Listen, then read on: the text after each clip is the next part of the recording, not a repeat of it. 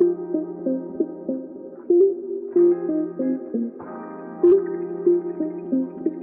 right, welcome back to the Max Run 30 podcast where there is no overtime. I'm Jeff from Dusty US, and that's Paladin from the exciting world of casting. In 30 minutes, we'll give you part two of all the exciting NA news that's happened in the past 2 weeks. So we're going to hop right into it from where we left off, talking about the RMR beginning now. So, as a refresher, if you're just coming from part one, we were talking about the winners and the losers of the Americas RMR closed qualifier. And while we talked about sort of the obvious victors, your complexity, your pain, your MIBR, we had just sort of scratched the surface of the unlikely heroes, the RMR. So we talked about Detonate, and now I want to take a moment to talk about Noun's run. Now, Nouns are a team I believe you would think would be very comfortable in qualifying, but their road to Mexico was a lot more fraught with danger than I think they expected. They and most of the pundits expected. So in round one, they lost to Detonate, which sort of paved the way for that team to make it to Mexico. They then had to play a relatively easy match against Take Flight, which compounded in a pretty confident win over Strife.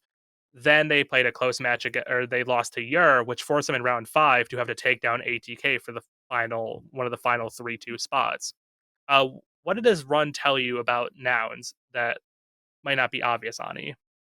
I think honestly, it suggests to me that Markey is still a very competitive player, which is exciting considering that after he had to sit back after his stint on extra salt, that maybe he just wasn't cut out to play in any ECL level squads, but he's shown that he's very very capable in doing so.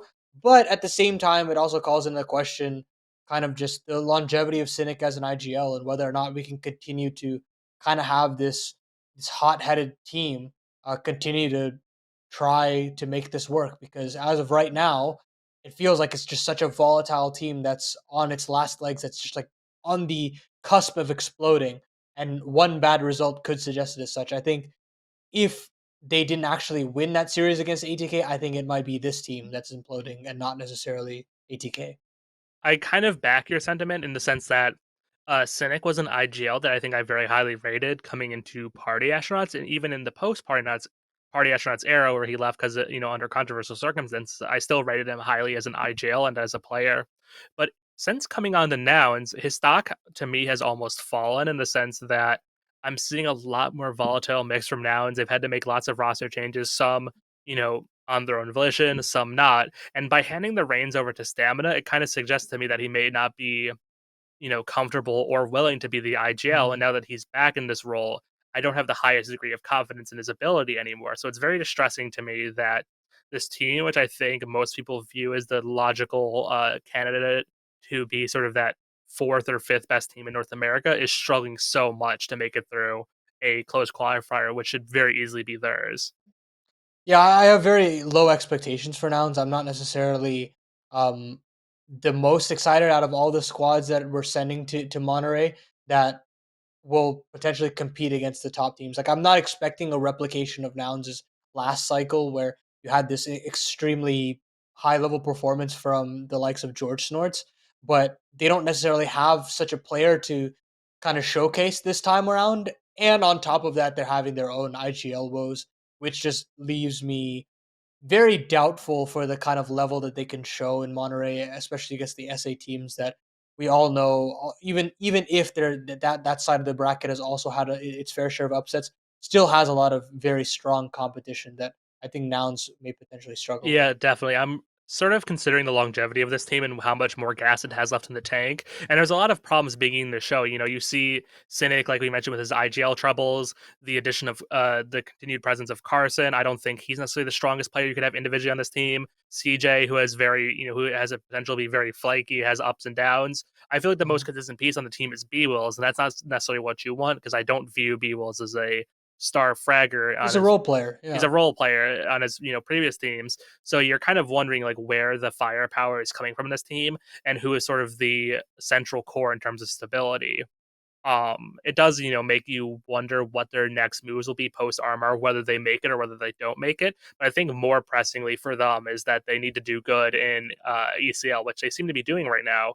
But I don't know, it just like it's a new it's a new era for nouns once again in the post sort of stamina world, and it just makes you wonder where their heads at mentally. I don't know. I don't necessarily feel like this is a roster that jumps out to me as a team that is going to be competitive, even in ECL. Like I can name a number of teams that could probably go toe to toe with them as of right now. They'll probably be fine within the group that they're in right now. They should qualify for the playoffs in ECL. But then when you go into the playoffs, I completely just all my arguments about them collapse. So Do you count them as a winner or a loser of this close qualifier?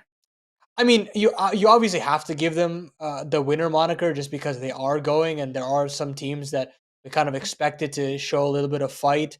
Stealing away a spot from ATK shows that they at least have some promise. They're not necessarily kind of just waltzing their way in for free. They did take down another contender within North America, so I'd say that their spot is still deserved in that sense.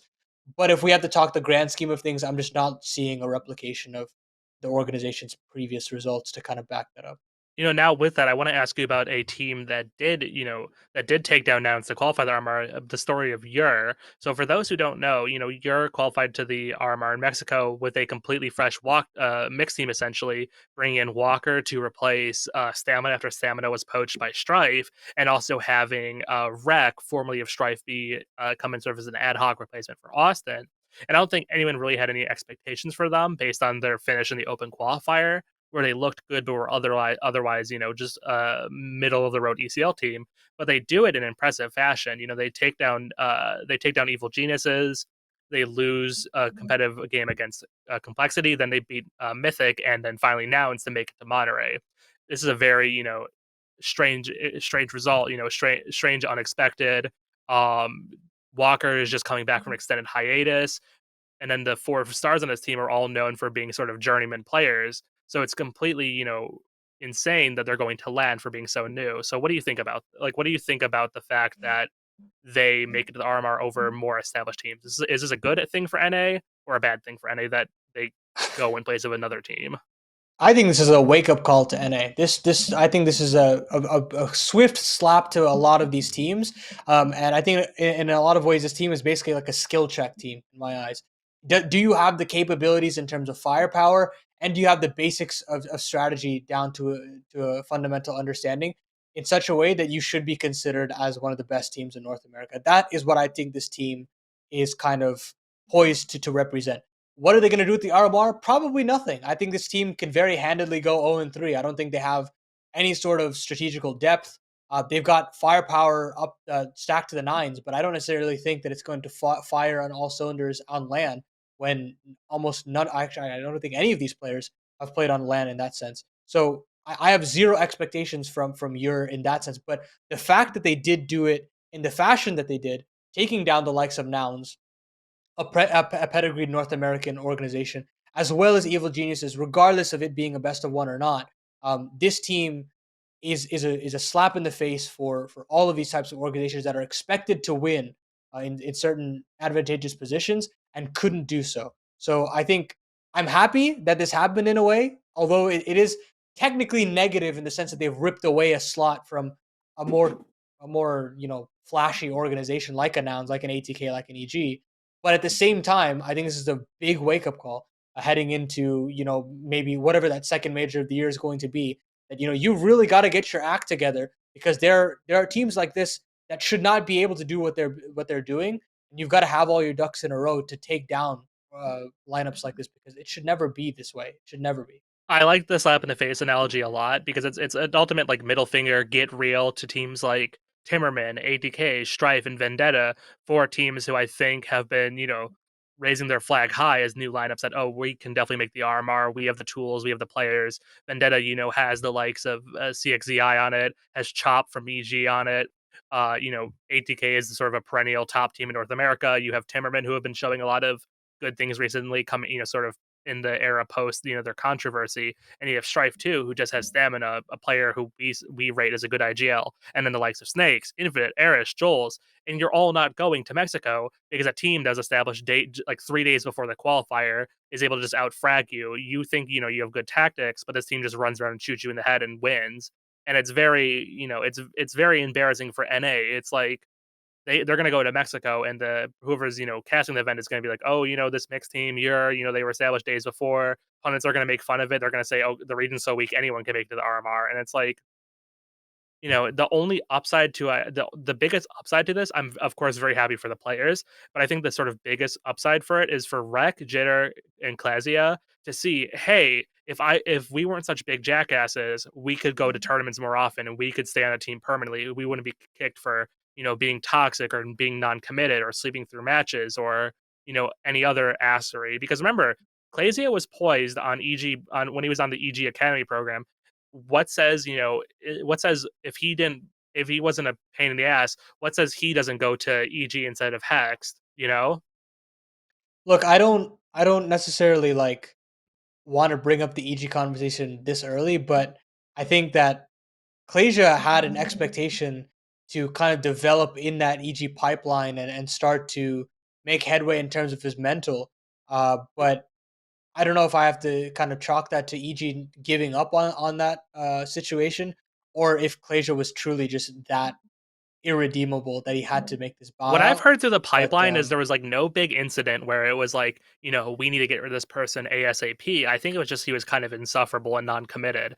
And that's should EG have given up on him as soon as they did? Probably not. But at the same time, if you're going from being, your biggest org to date being RBG and you're going to EG, wouldn't you just be on your best behavior? Wouldn't you be yes, yeah, sir, for sure. yes, ma'am, get out of bed early and make everyone pancakes, go to hit the gym, lift some free weights and then, hop on the server and be like, let's get that bread, guys, what's the plan to be a professional player. And mind you, when he was cut from Vendetta, he said, I'm going to focus on streaming, and now he's going to the RMR. So obviously he was full of shit there. He wasn't focused on streaming. He just wanted to not look like an ass for sleeping through an important match. So it's like, it's time for him to wake up and grow up if he wants to be a successful player, because this shows him, and to a lesser extent Rec and Jitter can definitely do it if they just find it in themselves to be grown-ups about it. I think that there are so many iterations of rosters that we can make within our region. And I think Detonate is another great example of that, that you can take journeymen from all across the VCL and make a competent team if you put enough work in and enough strategy into it. You can make IGLs out of nobodies. Of course, no discredit to Cryptic and the work that he's put in, but in the grand scheme of things, it's just, again, it's 5 players that, in comparison to the players on your, are much lesser known, but look much more competent.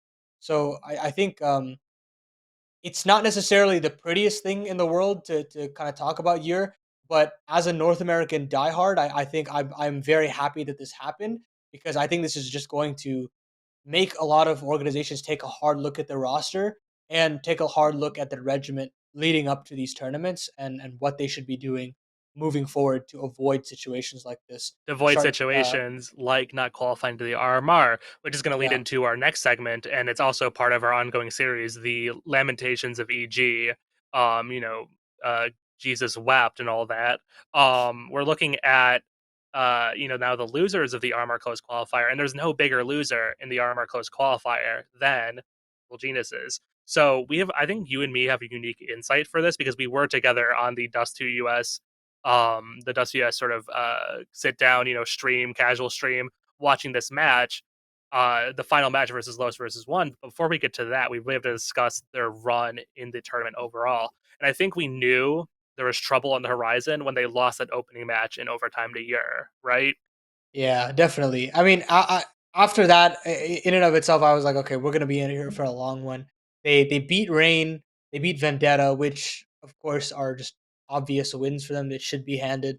The loss against MIBR. In all honesty, if we had to take a look at this matchup objectively, they probably should have lost this matchup in every sense of the word, just because of how hot MIBR are right now.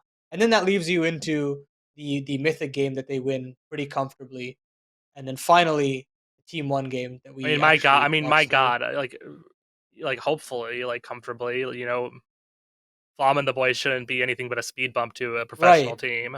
Exactly. Exactly.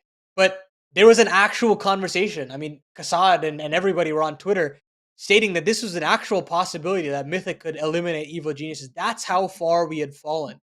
And then we get into this matchup against Team One, and you're like, hey, you know, even though Peacemaker's been added to this roster, even though Team One still have a roster with very competent individuals like your moms, like your Pesadello, the pedigree of Evil Genius's individuals should still take them over the top in this clutch game to qualify them for the RMR.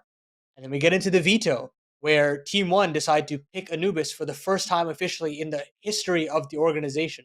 They had not picked it even once since the addition of Anubis to the pool. And Evil Geniuses pick Overpass, and then you have Anuka as a decider. And we are off to the races, considering that Evil Geniuses should find a My way God, to win this series. off to the races indeed. We look at this match. Me and you had the privilege or maybe the curse of watching it, casting it together. Um, and correct me if I'm wrong here, if I'm off base, but I want to sort of put our minds together on this and say those were painful, painful matches to watch. I think we had our hand on our heads. We were, shocked, disappointed. There was that one round on Anubis where they don't check E-Box. There was rounds on Overpass where they looked clueless, where they were just running into fights with no utility. And overall, it looked like they had no game plan and they weren't engaging with strategy. They weren't, taking it they weren't playing like a professional team at all. They were playing like a mixed team. 100%. I mean, I think that analogy just sums it up perfectly. His team looked like five individuals that had just gotten together 3 days before the qualifier to try and qualify. And while you're actually were the team that was formed 3 days prior to the qualifier and qualified, this team didn't do that. They didn't do anything close to that, honestly. And yeah, that round in particular that you're talking about with the I believe it was the 30th round of play where Pesa gets a kill in E-Box, and 10 seconds later, they just refuse to check the spot and plant right in front of They don't him, and he remember gets he's the round there. They over. don't have protocols to Um, reaggress on him. It's embarrassing. it was just insane. I think it was such a hard game to cast in general because usually when you cast these tier one teams playing tier two teams, you always see the vast difference in strategy and understanding of these maps. And you can really dissect and get into the nitty gritty of why this team is tier one, why this team has certain strategies and calls, and why they're considered some of the best teams that World Counter Strike has produced. But you could have never said that no matter what the map was. Even on Overpass, they looked like a shadow of themselves, absolutely scrapping their way through some of these rounds.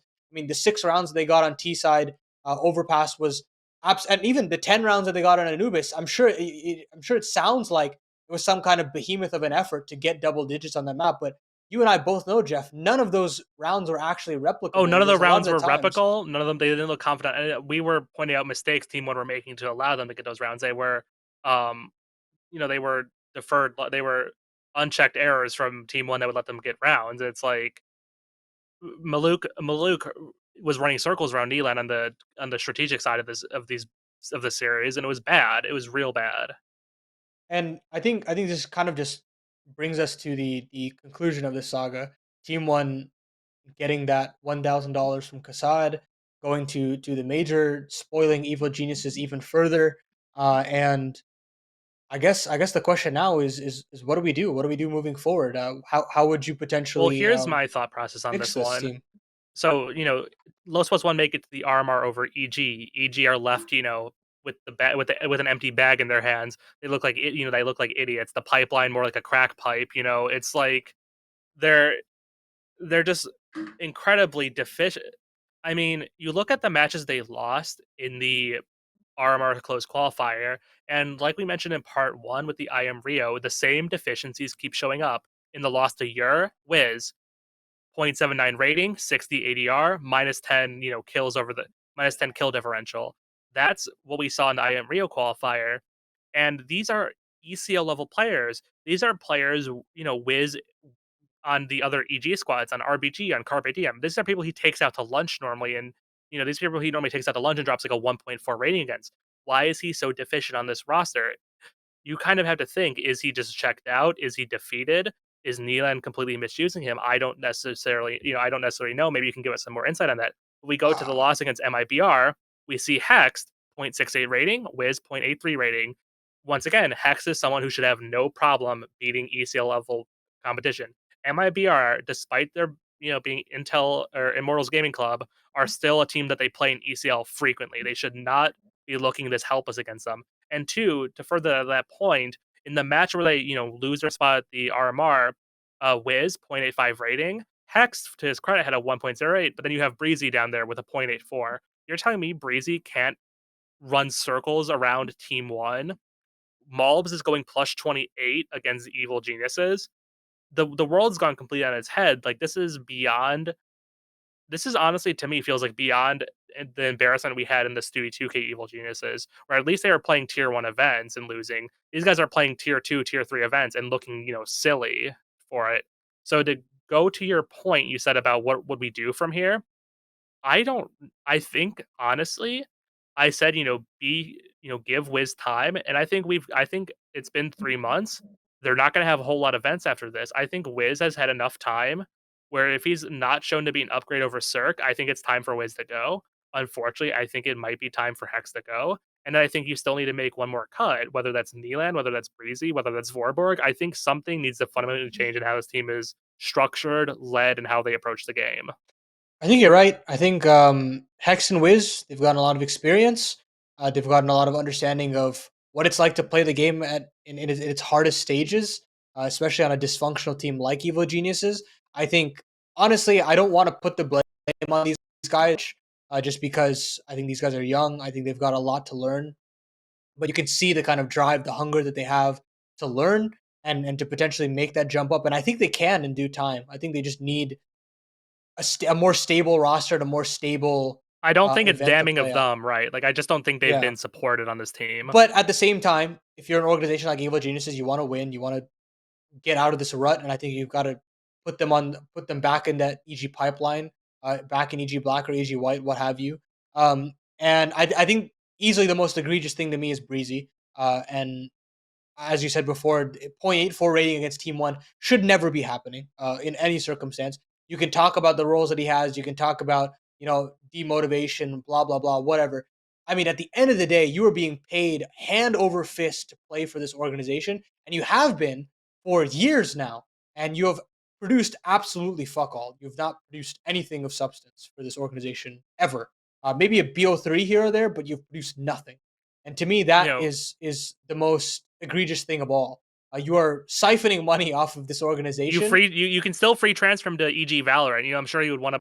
I'm sure he'd be happy to play, in VCT Lock and go to Brazil. Play some events down there. But it's clear that he either doesn't want to or can't perform at a level we expect from someone like Breezy, and it's time for him to go. And regardless, right? Regardless of whatever reason it is, be it one or the other, at the end of the day, results are results, and there's nothing suggesting as such that he is going to blossom back into the player he was of old.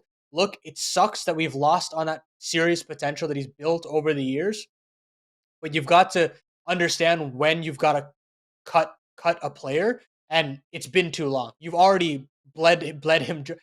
Breezy's already bled EG dry at this point. So I think There's no more milk in the cow. Like exactly. he's empty. So you want to utilize the one EU spot that you have. I think you go out, you buy a strong EG, EU opper. There's plenty on the market that you can pick up. And Regali is a hotly contested player right now. I think if you want to go young, you pick him up. This team instantly looks much better.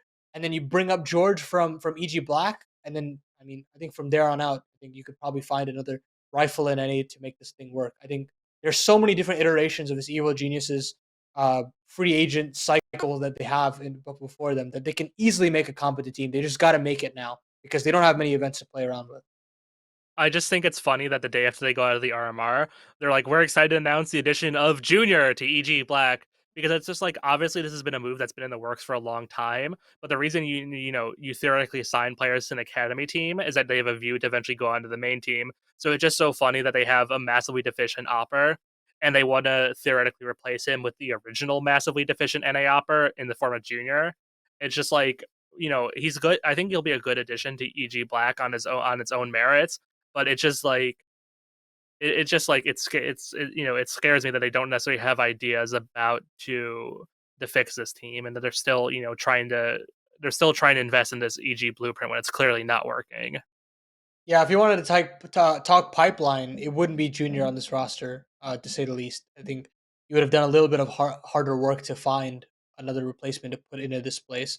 But I think that sums it up very well. That we have basically found ourselves back to square one in terms of kind of the individuals that you're picking out for these academy rosters, and now this academy roster doesn't really look like an academy roster when the core of your team is Rush, Stanislaw, and Junior, three players who have seen the highest highs of Tier One Counter Strike, and is now playing underneath the likes of Breezy, who has been kind of Like not treading this. Check Stealer Supreme. Yeah, I didn't want to use that specific term, but you said it. You said it best, Jeff. I mean, we hear the rumors that he's being paid at least five figures a month to play for this organization, and it's like there's no active contrition from him on Twitter after failing. There's no oh we'll do better next time. There's nothing from him. I think, and we're gonna talk about this more next week. They go to EPL and they're still in progress. They're playing if you're watching this video from the distant future of like 48 hours from now, they're yet to play IHC yet, but they've looked dreadful against Eternal Fire and against I believe G2. Correct me if I'm wrong. Yeah, I have no expectations from them at I think they EPL lose against either. IHC tomorrow. Yeah, I think it's very very likely that they lose to IHC tomorrow. Just because, I mean, I'm sure motivation is down the dumps. You basically get eliminated for RMR contention, and then you're on a plane to fly over to Malta and expected to play against even better competition. I'm sure there's absolutely zero motivation in the I camp. mean, on one But hand, you can say like this roster's probably already dead, so there shouldn't be any expectations from them at EPL. But as few events as EG are entitled to play in 2023, every single event needs to be an event where they show something. And it's the same extreme deficiencies from Wiz and from Hex over and over and over again. there there's got to be a roster change after this event. There's no reality in which EG can, go to their fans, whoever they are, wherever they are out there, and say, "We're committed to this roster for another 3-4 months. Don't worry, guys. Vorborg's cooking up the Michael Jordan special sauce is gonna drip feed it to Hex and Wiz and make them better. Make them 100% better all of a sudden because." I think too something we sort of been playing around with. I think we played around with it on our Dust US stream the other day. Was do you support a coaching change for this team? I think a coaching change could definitely work. I mean, we spoke about it ad nauseum about kind of the pedigree of coaches they have. They have Malik sitting in the I don't remember what the exact title Strategic is. coach, Yeah, yeah. strategic coach. I don't necessarily think this guy should ever be behind the scenes. I think this guy is a guy that's very hands on with his players. I think he does his best work when he's behind his squad. I mean, you've seen the communication that he's that's been publicized throughout the iteration that he had on G2, and I think he's just done great work to take some big egos and make them very controlled. I think he's done a lot with very little across the EU. That there's no reason why he can't do that with Evil Geniuses. And I think that putting him behind these players while they're playing instead of Vorborg, maybe you just put Vorborg in a more managerial position because I don't think he's cut out to be a coach. I don't think he ever has. I think his mind for scouting out specific players has been pretty resourceful, especially with what he's done with Copenhagen Flames. But I don't think he's cut out to be a head coach. I definitely agree. I like the guy. I think he's a good talent guy. Think he did fantastic things at Copenhagen Flames. But I think this team needs a special coach. They need like a Zonic level coach. They need an ecstasy level I mean, coach they to would they take would these guys love out. Kassad right now. I'm telling you They would that they would much. love, yeah, I'm sure they would love Kassad right now, but instead he's never gonna give this org a second chance. And a complete holistic reevaluation of the Evil Geniuses project is required at this time. And with a minute left, we're gonna, talk about. I want to sort of end with a little joke. It's funny as you see people like Vorberg, for example. They go on Twitter and they say, "Oh, there's no pressure from EG. The management team has been so helpful. They've been so respectful of our needs. Everything in the EG camp is great," and that's the vision you've got from everyone who's getting active paychecks from them. But then you hear from people like Valde from NAF, who said, NAF said explicitly that they're like the worst management team he's ever interacted with. All this time was waited. Kassad doesn't have nice things to say about them. Zeus, is coming out to say he doesn't like the EG management. I'm a pet Chet, who's now in Valorant, doesn't have nice things to say about them. Beyond the players, beyond the coach, the entirety of the EG CS:GO division needs holistic reevaluation. And I just don't know if it's going to happen, and I don't honestly think it's going to happen beyond maybe one or two players. Yeah, I haven't necessarily watched the entire conversation with NAF in particular, but I think just having some of these types of individuals come out and say the things that they have, the amount of uh, accolades that all these players have amongst themselves, I think they know a thing or two about management and playing under organizations and under the best ones within their region. And having this kind of an abhorrent result from that is everything. I mean, Thorin obviously started the ball in the conversation about how Evil Genius is being run, and now a lot of ugly things are coming to light. So I think changes need to happen, and they need to happen now. 100%. I think, we went way long on this topic, so we're gonna have to talk about all that else is going on in North America for our next episode of Max Turn 30, which you'll be able to catch next week. But there's two realities that exist. Either EG is the best org ever, and all these people are just lying, or these people who are respected figures are, are being accurate, and that's sort of the NA dream where the money's making people say things maybe they wouldn't say otherwise. So that's it for this week.